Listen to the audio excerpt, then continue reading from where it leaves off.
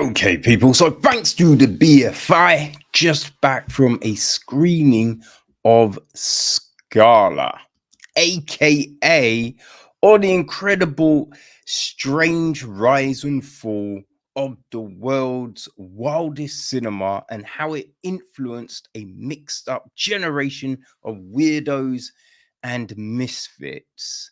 I mean, that's a bit of a tongueful, right? It is written and directed by Ali Catterall and Jane Giles.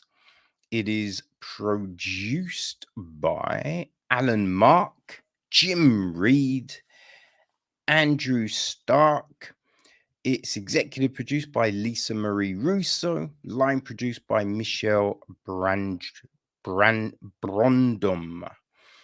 Barry Adamson handled the music, Sarah Appleton cinematography, Edward Mills and Andrew Stark handle editing duties. Luke Inset and Davy Jones were on art.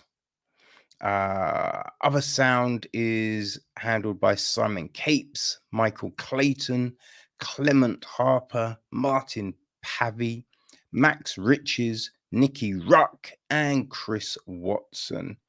And we hear from a selection of people, and there's other kind of footage of these. So there's Barry Adamson, John Akomfrah, Rick Baker, Ralph Brown, Paul Burston, and Adam Buxton, Caroline Catz, Bala Kruk, Helen DeWitt, Jane Giles, Liana Gupol, Mary Harron, Douglas Hart, Graham Humphreys, Stefan Josavon, Matt Johnson, Alan Jones, Davy Jones, Princess Julia, Isaac Julien, Ali Cayley, Nick Kent, Beeban Kidron, David Lawson, Stewart Lee, Mike Leadham,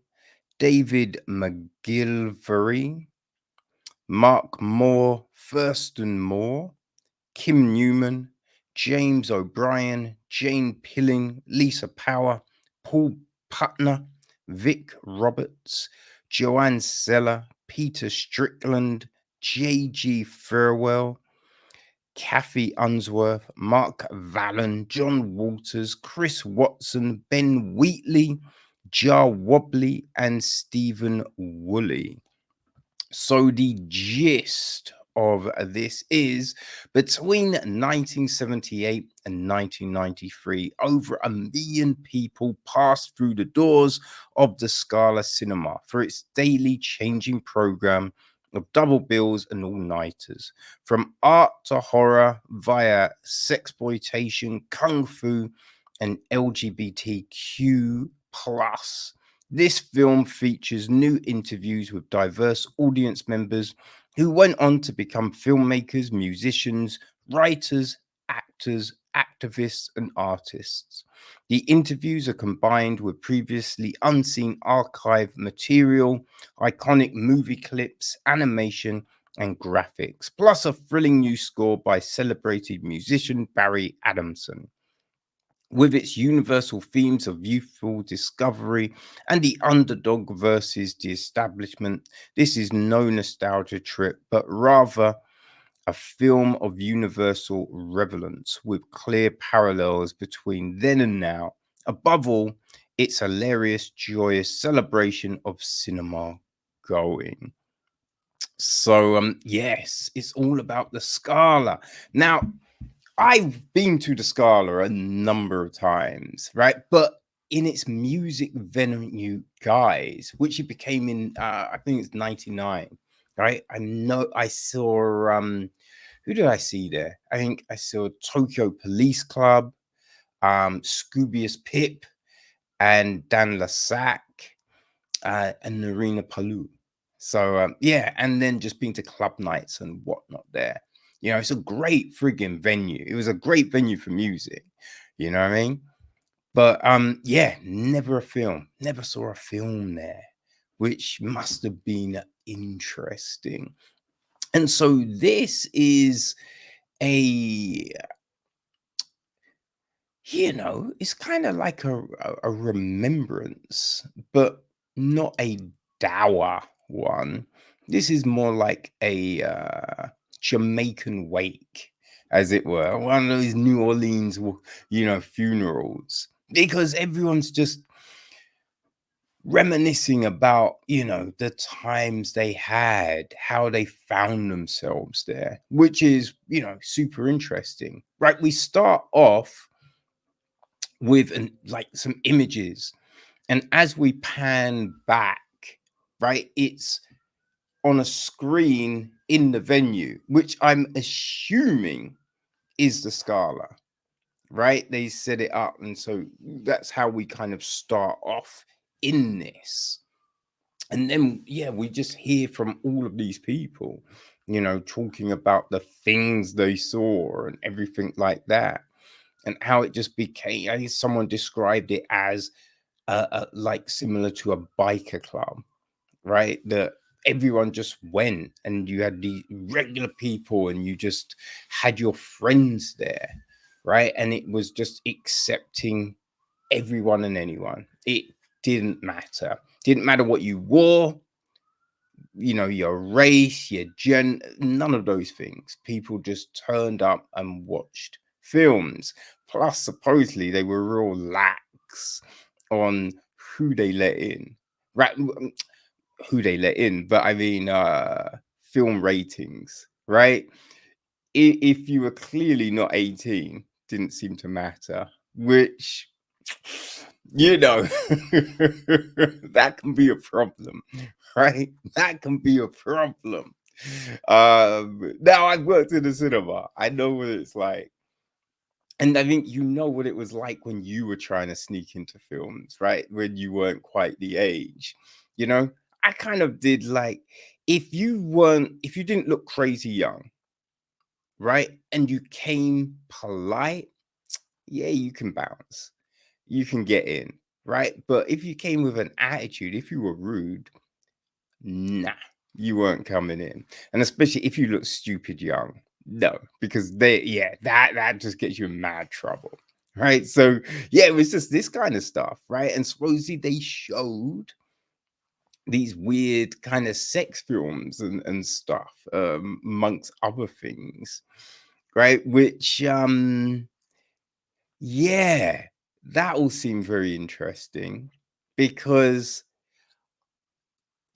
I worked at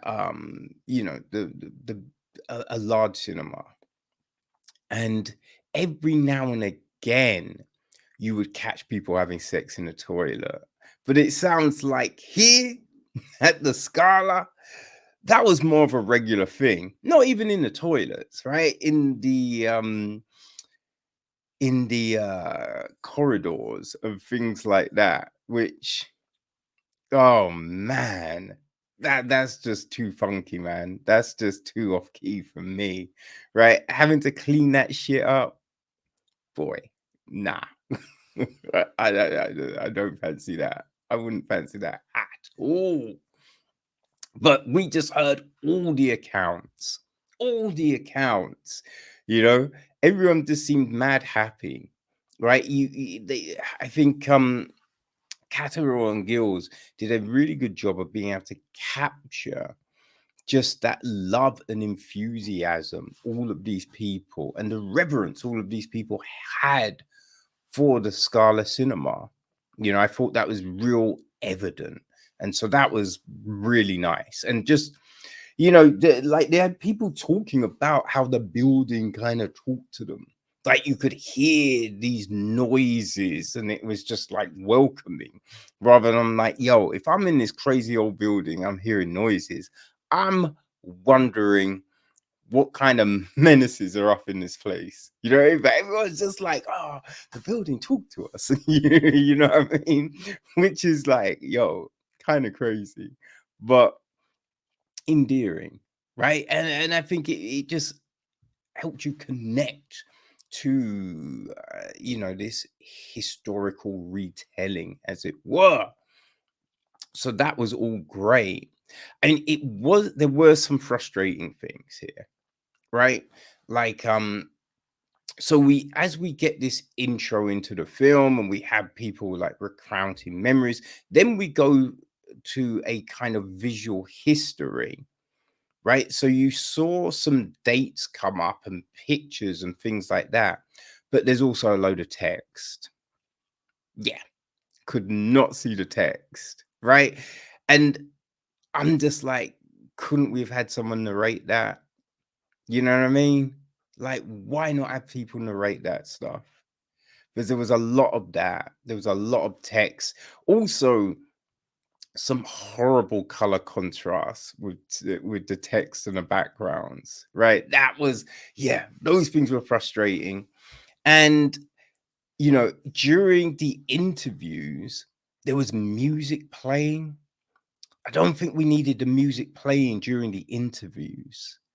You know, it's just a little bit of a distraction.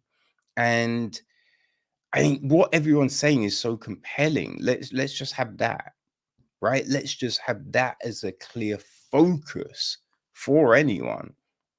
You know, so that was a shame. You know, a lot of people, you know what I mean? Like, I forget what it is. It's like an ADHD, but it's a focus thing, right? So music playing can really just mess you up. So if you've got too many things, too many stimuli, as it were, it's an issue, right? So yeah, those kind of things, it was a shame, right? Those things were a shame, but everything else about this really enjoyable. It's enjoyable kind of learning what this venue was, right? Now, knowing that I've had many a fun night there, right, in this newer guise. But yeah, what was it before? So we get to learn about that, you know? And the other controversies, like showing banned films, which is insane, right? Now, I wish they had talked about how they even got the print, because that's the big, how the fuck did they get the print of the film, right? That's something. So yeah, no, it's interesting, man. If you like learning about the history of things, right? Maybe like me, you've been there as a music venue and you'd be like, oh shit, it was something. Because obviously, when you see these music venues, you know it's been a theatre. A lot of them were old theatres, right? So you know, and you wonder, what was that like? Do you know what I mean? What if these walls had ears? No, it'd be if they had lips, right? Because you want them to tell you. I mean, they need ears so they can hear all the things and report, but they need lips as well. Otherwise, you know what I mean? They don't have hands. It's not like they can sign, right? So yeah, anyway, you wonder what the history is. And so this gives you that, people. This gives you that. So if you have that interest, you know what I mean? If you're a cinephile, if you just like old culture, then Scala is most definitely for you.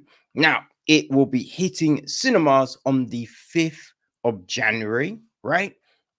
And then there's a whole heap of dates with Q&As and all of that. So I've put all that information on the website, right? So yeah, and then there's the film website itself. So you know, you can check there for all future screenings and all of that information. But yes, people, Scala, you can learn the history in a cinema near you.